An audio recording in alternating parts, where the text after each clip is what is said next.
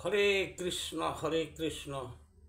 কৃষ্ণ কৃষ্ণ হরে হরে, হরে রাম রাম রাম হরে হরে। হরে কৃষ্ণ। জয় রাধে রাধে রাধে।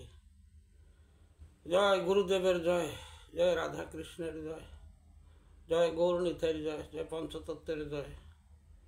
হরে কৃষ্ণ। আজ আমি আপনাদের সামনে যে আলোচনা নিয়ে আসছি তাহা হল শান্তি কোথায়। আমরা এই জগতে সবাই শান্তি খুঁজি, আসলে যে শান্তি কোথায় তা কিন্তু কেউ খুঁজে পায় না। এই শান্তি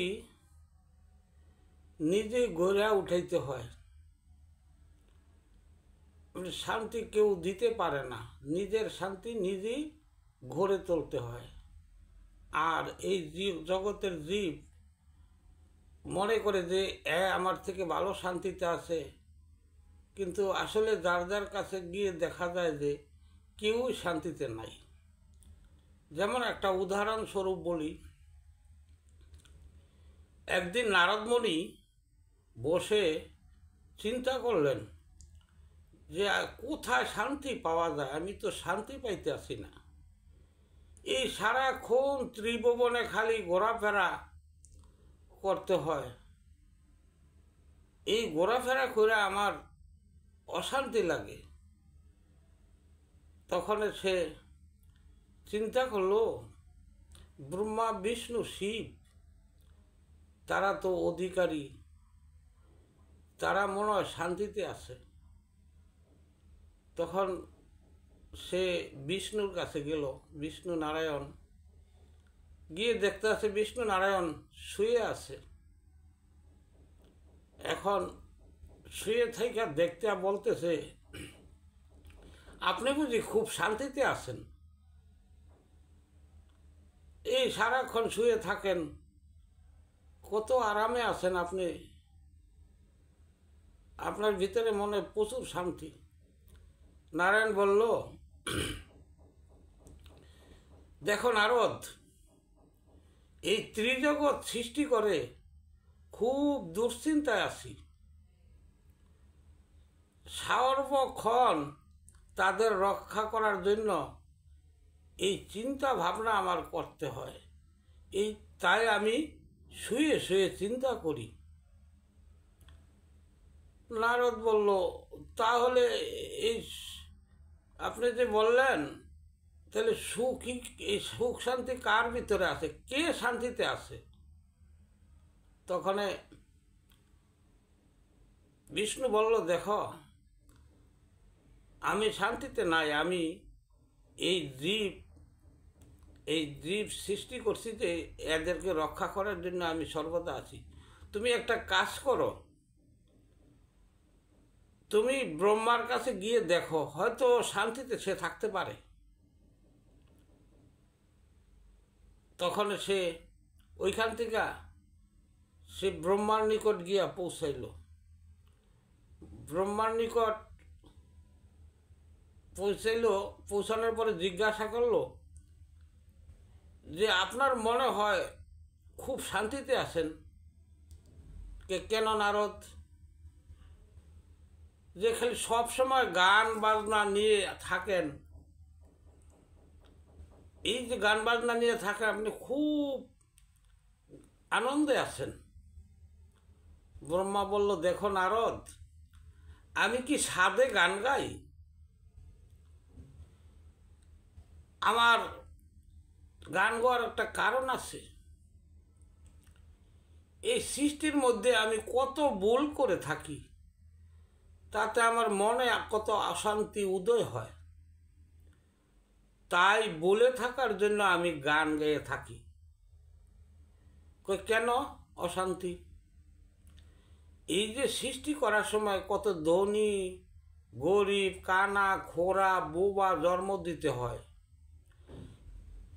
কেউ আমাকে গালাগালি করে, কেউ প্রশংসা করে, এই ভাবনায় আমার শান্তি কোথায়? আসলে আমি কিন্তু শান্তিতে নাই, সর্বক্ষণ এই তাদের কেউ প্রশংসা গালাগালি এগুলি আমার শুনতে হয়, তাই বুইলা থাকার জন্য আমি গান গাইয়া থাকি। নারদ বলে, তাইলে শান্তি তাইলে কার কাছে আছে? আপনার কাছেও শান্তি নাই। একটা কাজ করতে পারো, তুমি শিবের নিকট গিয়া দেখতে পারো, মনে হয় তিনি খুব শান্তিতে আছেন, আর তিনি শান্তিতে থাকলে থাকতেও পারে। এরপর নারদ ধীরে ধীরে কি করলো, শিবের নিকট এসে পৌঁছাইল। দেখতে আছে যে শিব আনন্দে বাদ্যযন্ত্র বাজাইয়া নৃত্য করতেছেন। নারদকে দেখলে বলে, কেমন আছো নারদ? তখন নারদ বলল যে, ঠাকুর ভালোই তো আছি, কিন্তু মনে আমার শান্তি নাই। আপনি মহা আনন্দে আছেন, তাই নৃত্য করছেন। শিব বলল, তুমি ঠিক বলছো, কিন্তু যতক্ষণ নৃত্য করি আমি ততক্ষণই আনন্দে থাকি। আর আমার যখন এই সংহারের সময় হয়, যখন আমার আত্মাগুলি আনতে হয় বা তখন আমি নিরানন্দে থাকি।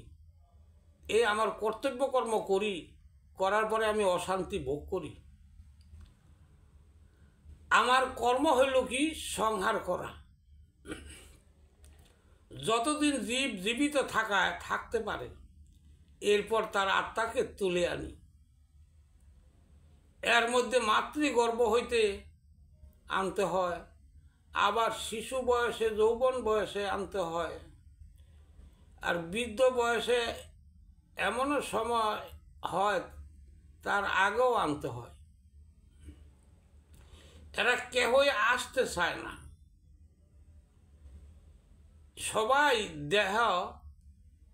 এই দেহের ভিতরে আত্মাটা রাখতে চায়, কিন্তু বিধাতার বিধান অনুসারে আনতে হয়। এসব দেখে মনে খুব অশান্তি হয়। তখন আমি বাদ্যযন্ত্র বাজিয়ে নৃত্য করে আমি অশান্তি বলে থাকি, যেন ওই ভাবনা যেন আমার মনে না থাকে। নারদ তখন চিন্তা করলো, তাহলে তো এদের কাছে শান্তি নাই, তাইলে জীবের কাছে আর কি শান্তি থাকবো? তখন শিব বলল, শোনো নারদ, তুমি সুখে আছো, যদিও তুমি এই ত্রিজগৎ ঘোরাফেরা করো, এই বিষ্ণু নারায়ণের যে গুণ কীর্তন করো, সবসময় যে ভগবানকে সর্বত্র ঘোরাফেরা করে তাকে স্মরণ করো, তুমি তাই মহাসুখী। আবার তুমি বিষ্ণুর অন্তর বাহিরে তুমি ঘুরতে পারো, তোমার সেই অধিকার আছে। আর সর্বদা তুমি সেই কৃষ্ণ নাম, সেই নারায়ণের নামই তুমি গুণগান গাইতে থাকো। তাই বলছি, তুমি একমাত্র শান্তিতে আছো। এই কৃষ্ণ নামই একমাত্র সুখ শান্তি। হরে কৃষ্ণ। এই জগতে আমরা যে সুখ শান্তি খুঁজি, আসলে কিন্তু এই শান্তির জন্য আমরা এই পৃথিবীতে আসি নাই। আমরা আসছি একটা পাঠশালায়, যেমন ছাত্র ভর্তি হয়, ওইখানে তার লেখাপড়া করে তার পরীক্ষা দিতে হয়।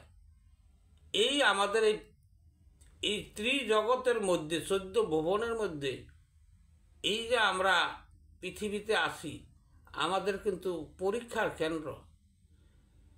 এই কেন্দ্রের ভিতরে কে কতটুকু যে ভালো করতে পারে, যে যত ভালো কর্ম করবে তারই কিন্তু উন্নতি হবে। আর সুখ শান্তি জিনিসটা এরকম, সুখ শান্তি যদি নিজের সুখ না আনতে পারে, তাহা হইলে কিন্তু তাহা সুখ না। কারণ যার কামনা বাসনা ত্যাগ করা না পর্যন্ত সে কিন্তু সুখ পাবে না। এই কামনা, আজ এইটা করব সেটা করব, এগুলো হলো কামনা। আমি বাড়ি করব, ঘর করব, হ্যাঁ, এই যে কামনাগুলা যত করতেছে ততই কিন্তু সে অশান্তি ভোগ করতেছে। একমাত্র শান্তি হইল যে যাহা পায় এ নিয়ে যদি সন্তুষ্ট থাকে, একমাত্র ভগবানের উপরে নির্ভর, যে তুমি যা দাও, আমি কর্ম করতেছি, এর ফলের দাতা তুমি। এভাবে যদি সে নিজকে এ আকাঙ্ক্ষার শূন্য করে যদি সে চলতে পারে, সে একমাত্র শান্তি পাইতে পারে। হরে কৃষ্ণ। এতক্ষণ আমি যে আলোচনা করলাম শান্তি সম্বন্ধে, আপনারা আমার যদি কোনো ভুল ত্রুটি ক্ষমার দৃষ্টিতে দেখবেন। আমি আর আলোচনা এইখানে আমি সমাপ্ত করলাম। হরে কৃষ্ণ কৃষ্ণ কৃষ্ণ হরে হরে, হরে রাম রাম রাম হরে হরে। জয় শ্রীকৃষ্ণের জয়, জয় রাধারানীর জয়, জয় সাধুগুরু বৈষ্ণবের জয়, গুরুদেবের জয়। হরে কৃষ্ণ